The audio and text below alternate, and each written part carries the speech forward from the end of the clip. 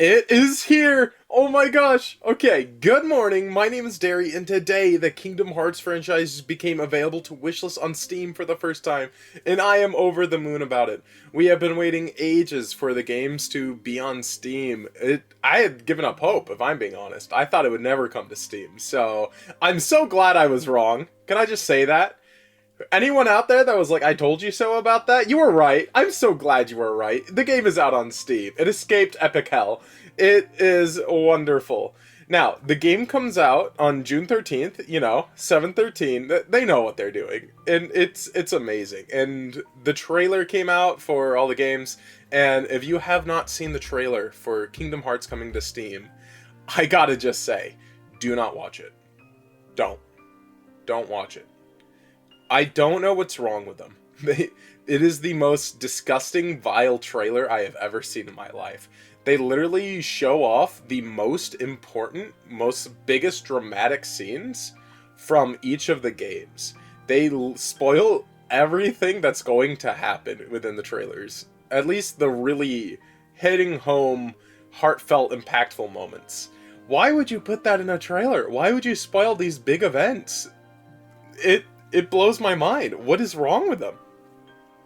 Now, for returning players seeing that, it's just a marathon of hype. They're just getting their adrenaline pumping and they're saying, oh, yes, I remember all these moments. I remember the wave of emotions that hit me during them.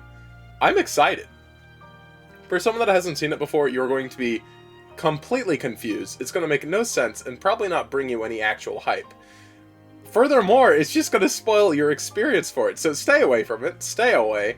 The only thing I would ever recommend doing in regards to the Steam trailer is closing your eyes and just listening to the new version of Simple and Clean, which, is a rinse and repeat. We're always getting a new Simple and Clean, and I am eating it up every time. Simple and Clean is the main opening theme for Kingdom Hearts 1, and it returns for many of the other installments. And it's a massive game. I just cannot convey how insane and amazing the series actually is. From beginning to end was a non-stop thrill ride for myself. I went in completely blind. I had no idea what Kingdom Hearts was, and fun fact, I still don't know what Kingdom Hearts is, but as someone that went through the series completely blind, not knowing anything about it, the minigames, the gameplay, the characters, I knew Disney was there. That was it, actually. I only knew Disney was there. I was so completely surprised when I saw Final Fantasy was there.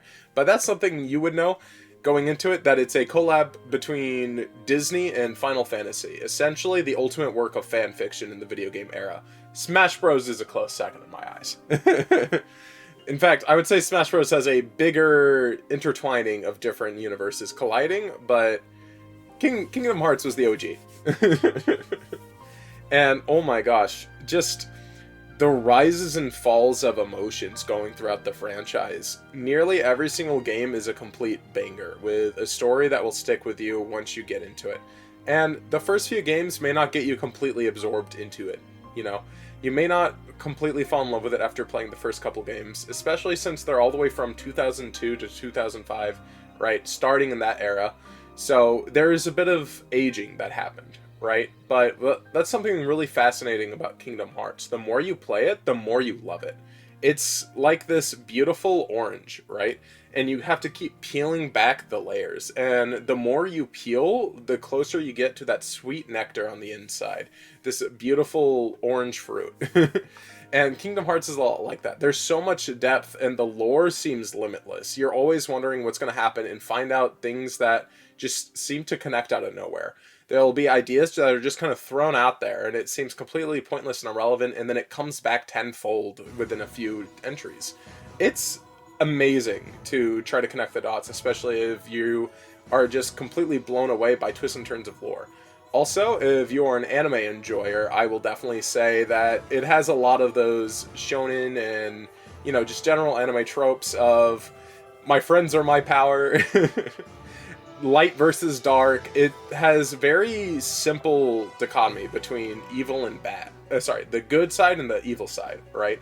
There's a light side, there's a dark side, and darkness is bad, light is good.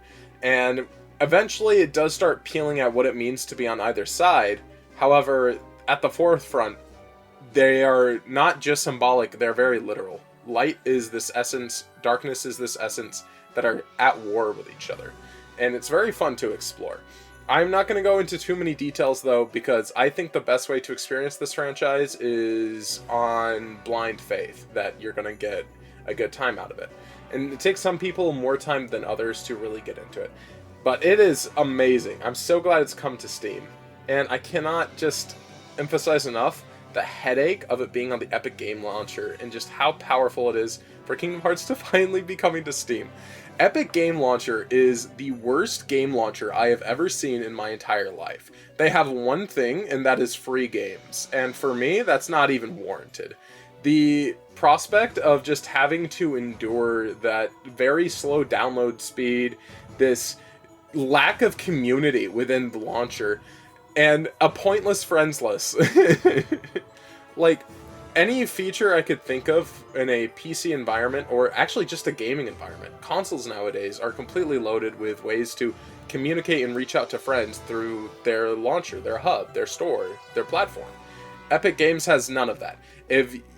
I hate it so much. I think the UI looks absolutely boring and bland, uninspired. I think the fact they have a friend system is the most bare-bone implementation I have ever seen, and is completely disappointing for this modern day. They have, you know, connections to the Epic Game Launcher because it's their launcher, it's their platform, and yeah, that's a wonderful engine, right? The Unreal Engine is what I meant to be saying. The Unreal Engine's really good, really powerful, really great. I have, you know, high praise to that. That's also why I thought Kingdom Hearts was going to be glued to it, right? Because, you know, it's it's their launcher, and it's their engine, and Kingdom Hearts uses that engine. So does a ton of other games because it's so powerful. And it's coming to Steam, and I'm so happy about that. Now, I will say, the only thing I am concerned about with it coming to Steam, right? I do have a couple concerns. First of all, is my wallet. As a side note, my commissions are open, but I'm expecting to get the entire franchise is going to be somewhere between $100 to $120. Now, that sounds like a very steep investment, and it is. However, you got to keep in mind that that figure that I'm throwing out there is for getting like 10 or more games, you know? And I will say, full transparency, 3 of them, I believe, are just like movies you will watch. A cutscene compilation because they couldn't get ported faithfully from their original console to to like their bigger, more playable counterparts. Which makes sense.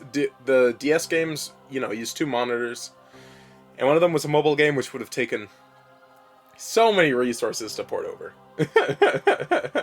And when I was looking at the wishlist on it today, I was very surprised it didn't come with native DualShock support listed, which to me is just really odd because, well, they're initially from PlayStation. That's their home console.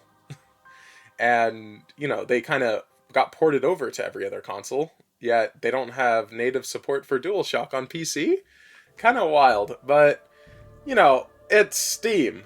Another luxury of Steam is their controller support for games that don't even have that. It's actually ludicrous. You can use a DualShock, a Steam, a Switch, and a Xbox controller for practically any game anyways, right? In fact, if you wanted to play Kingdom Hearts wirelessly with Bluetooth on a DualShock controller while it was only on Epic Games, what you would have to do is you would have to add Epic Games Launcher as a non-Steam game onto Steam and use Steam's built-in controller support to be able to play, you know, your Kingdom Hearts game with a Bluetooth controller. That is insane. And now it's coming to Steam, and we're going to get to have all of its achievements, probably even more little quirks and oddities that are just going to, you know, really get you absorbed into it. I'm so excited. They're even having their own custom Keyblade be put into it, like they did for all the other consoles they released it on. I'm blanking on the name of it, but it's really cool. It's like Dead of Night or something. It's sick. It's sick. And I'm so excited. Yes, it's finally on Steam. It's home where it belongs. You can play it wherever now. People have Steam Decks. They can play Kingdom Hearts on the go without a, very demanding Wi-Fi connection. It's good. This is only good. This is wonderful. I'm so glad it finally broke its way onto Steam. I feel like the port's going to be the exact same ones as the Epic Game ones, which are riddled with some bugs, but if you can look past them, you can have a wonderful experience with a franchise that just never seems to die. Takes hiatuses, but does not die. And that's just super exciting. Yeah, I had a lot of feelings on it. I have even more than that, but I don't want to be doing a, 3-hour-long video. I like my short little 10-minute spurts you can listen to during your breaks. So, I hope you enjoyed listening to me ramble. Reminder, my commissions are open. If you want to commission me, feel free to reach out to me through DMs on Twitter. And if you know me on Discord, you can reach me there. That's all I have to say for today. Take care. Goodbye.